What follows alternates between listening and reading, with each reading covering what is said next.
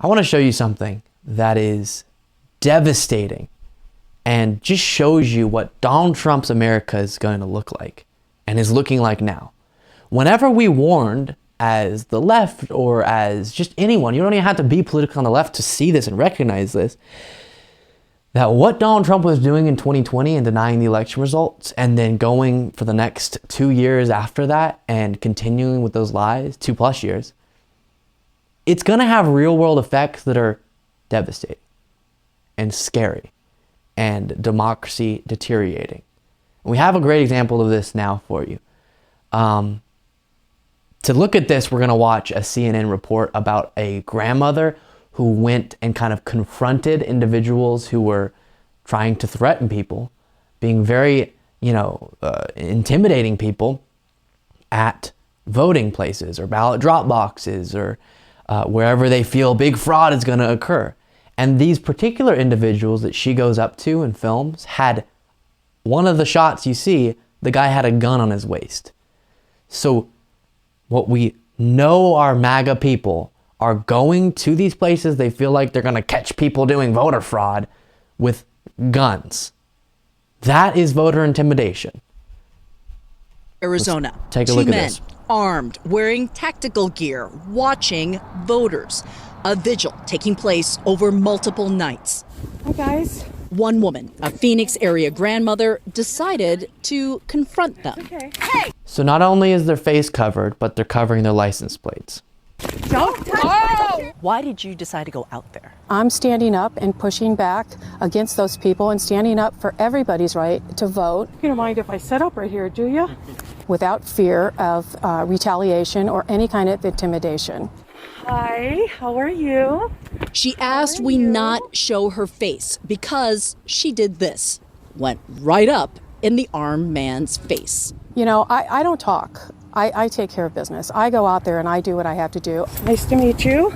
I push back against these kind of people who are intimidating voters. No, he's putting that in my face. I'm sitting down. He's with a gun standing over top of me. And I'm standing up and pushing back against those people and standing up for everybody's right to vote without fear of retaliation or any kind of intimidation. I'm just sitting here. I'm not even communicating with them. I'm sitting right here. You know, seeing that, you would think you were in, some autocratic nation and not the United States of America.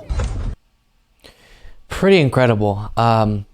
So if you missed it, what's going on there is these ballot drop boxes have become one of the obsessions of the right because they try to find any possible opportunity to come up with stories without evidence that massive voter fraud occurred in the 2020 election and thus Trump should have stayed in power.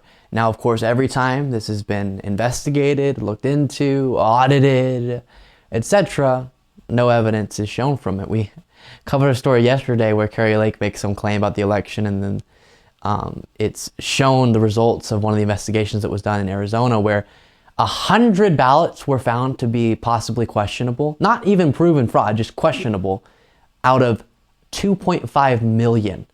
That is a really secure election. Holy smokes. You would expect people just to accidentally send in a questionable ballot more times than 100 out of 2.5 million. That's incredible. And so it just shows you this is all based on lies. And because of that, people are going out, and I believe they authentically believe the lies that they're told, wearing tactical gear, armed, sitting outside of ballot drop boxes. Now you tell me, maybe because you and I are obsessed with politics, possibly on your end, I definitely am, we would try to take a stand and go put our ballot in there, even if it was kind of concerning.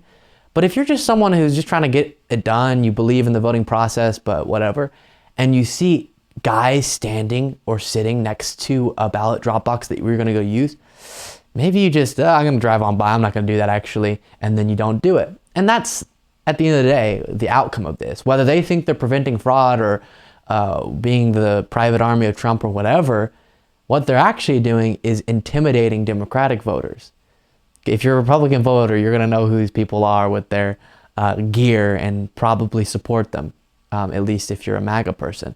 But there's going to be Democratic voters who don't want to go use that drop box, and that's annoying, and that's against our democracy.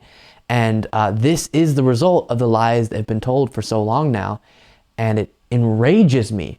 And this woman who's being highlighted in this CNN story is so brave to do that. Because again, most people's default is the path of least resistance. And your default in that situation would just be to, I'm not going to mess with those guys. And I'm also not going to go vote that day or in that place. And then maybe you don't end up voting. So very devastating situation being set up. And this is just one of the steps. I do think this is kind of, if we were to get to a really crazy fascistic America, this is one of the stories that is told in the lead up to that. Now, I hope the pro-democracy, anti-fascism Americans are going to win in this situation politically and end up defeating politically the current MAGA movement. But this is the story that would be told in the lead up to that, which is very scary.